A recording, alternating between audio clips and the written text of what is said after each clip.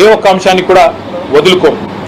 Prime minister అని మీరు అన్నారు, ప్రైమ్ మినిస్టర్ని కలవాలన్న ఆలోచన అయితే లేదు. ఎందుకంటే కలిసినా ఏదైనా అభివృద్ధి గురించి కలుస్తాం తప్ప ఈ విషయంలో వారు చేయగలిగేది ఉండదు. కాబట్టి ఎలక్షన్ కమిషన్ కానీ ప్రెసిడెంట్ కానీ కస్టోడియన్స్ ఆఫ్ కాన్స్టిట్యూషన్ ఎవరైతే ఉన్నారో వారిని కలుస్తాము. కలిసి తప్పకుండా జాతీయ స్థాయిలో మాకు తెలంగాణలో జరుగుతున్న నిర్వాహకం ఏదైతే ఉన్నదో దీన్ని ఎండగడతామని చెప్పి కూడా మీకు తెలియజేస్తూ సహకరించిన తెలుగు మీడియా సోదరులకు కూడా పేరు పేరున ధన్యవాదాలు. నమస్కారం. హైకోర్టులోనేమో దానం నాగేందర్ గారి పిటిషన్ పెండింగ్ ఉందండి.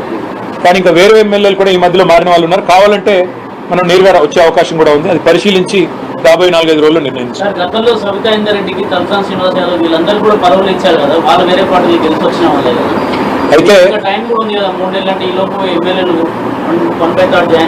అయితే ఒక మాట ఏమంటే చాలా మంది మిత్రులు మాట్లాడుతున్నారు ఏమని, గతంలో టీఆర్ఎస్ చేర్చుకుంది కదా కాంగ్రెస్ వాళ్ళని, టీడీపీ వాళ్ళని అని మాట్లాడుతున్నారు. ఎస్, కాంగ్రెస్ పార్టీలో 18 మంది సభ్యులు ఉన్నప్పుడు 12 మంది రాజ్యాంగబద్ధంగా 3/2 వంతులు అనేది విలీనం. విలీనానికి ఫిరాయింపుకు తేడా ఏంటంటే 3/2 వంతుల ఒక శాసనసభ పక్షం కానీ పార్లమెంటరీ పక్షం కానీ ఒకవేళ ఇంకో పార్టీలో చేరాలనుకుంటే రాజ్యాంగం ప్రకారమే ఆ వెసులుబాటు ఉంది. అది కాంగ్రెస్ విషయంలో 18లో 12 మంది చేరారు, టీడీపీ విషయంలో 15 మందిలో 10 మంది చేరారు, బీఎస్పీ ఇద్దరు ఉండేది వాళ్ళిద్దరూ చేరారు, పోయిన టర్మ్లో టీడీపీకి ఇద్దరు ఉంటే ఇద్దరు కూడా చేరారు. కాబట్టి విలీనానికి ఫిరాయింపులకి ముందుగా మనం వ్యత్యాసం తెలుసుకోవాలి. ఒకటి. రెండవది, మాకు 38 మంది శాసనసభ్యులుంటే ఇప్పుడు అందులో 6-7 ఈరోజు కాంగ్రెస్ పార్టీ కండువా కప్పుకున్నారు.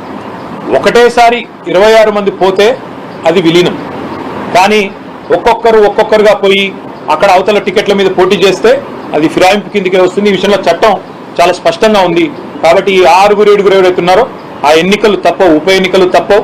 వీళ్ళ పదవి ఊడగొట్టడము ఖాయం. తప్పకుండా ప్రజాక్షేత్రంలో వీళ్ళు పరాభవం కూడా ఎదుర్కోక తప్పదు. ఆయన రాజీనామా చేశారు, మీరు తెలుసుకోండి. నేనేమంటున్నా అంటే మీరు ఒకసారి గతంలోకి వెళ్ళి 8 ఏళ్ల కిందట ఏమైనా చూడదలుచుకుంటే చూసుకోండి. నేను అనేది ఏంటంటే ఇవాళ మాకు 38 మంది ఎమ్మెల్యేలు ఉన్నారు.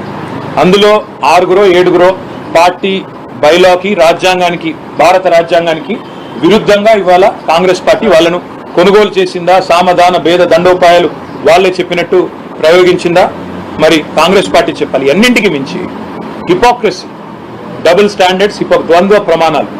ఏ కాంగ్రెస్ అయితే నీతివంతమైన మాటలు మాట్లాడుతుంది, రాజ్యాంగాన్ని చూపెడుతుందో వారికి మేము గుర్తు చేయాల్సిన అవసరం ఉంది. ఎందుకంటే రాజ్యాంగ స్ఫూర్తికి వ్యతిరేకంగా నేను ఒకటే అడుగుతున్నాను విజయ్ గారు, రేపటి రోజున కాంగ్రెస్ కుండే 99 మంది ఎంపీల్లో 20-30 మంది ఇంకో పార్టీలో చేరారనుకోండి, అది సమ్మతమేనా కాంగ్రెస్ పార్టీకి? కాబట్టి కాంగ్రెస్ ఆలోచించుకోవాలి. వాళ్ళు చేస్తున్నది రేపు మళ్ళీ వాళ్ళకి తిరిగి చుట్టుకునే ప్రమాదం ఉంది. ఇంకొక మాట కూడా నేను గుర్తు చేస్తా ఉన్నా, మీకు చాలా మంది మిత్రులు చాలా పరిమితమైన అవగాహన, పరిమితమైన చరిత్ర అదే మాట్లాడుతున్నారు. అసలు ఈ తెలంగాణలో ఈ ఫిరాయింపుల పర్వానికి శ్రీకారం చుట్టింది ఎవరండి? 2004లో రాజశేఖర రెడ్డి గారు కాదా? 2004లో టీఆర్ఎస్కి 26 మంది ఎమ్మెల్యేలు పొత్తులో గెలిస్తే 10 మంది ఎమ్మెల్యేలు తీసుకొని పోయింది ఎవరు? మొదలు పెట్టింది కాంగ్రెస్. ఆ రోజు తీసుకున్నది వాళ్ళు 10 మందిని. నేనేమంటున్నా అంటే చరిత్ర అంటూ తవ్వుకుంటూ పోతే కాంగ్రెస్ చేసిన ఘాతకాలు ఎవరు చేయలేదు. ఇప్పుడు నేను అనేదల్లా ఒక్కటే, ఇది రాజ్యాంగబద్ధం కాదు, చట్టబద్ధం కాదు. కాబట్టి వాళ్ళని అనర్హులుగా ప్రకటించాలని మేము డిమాండ్ చేస్తున్నాం. స్పీకర్ గారు నిర్ణయం తీసుకుంటారని ఆశిస్తున్నాం. తీసుకోకపోతే ఇతర వేదికలు తప్పకుండా ఎక్స్ప్లోర్ చేస్తాం, న్యాయం దొరికే వరకు పోరాడతాం.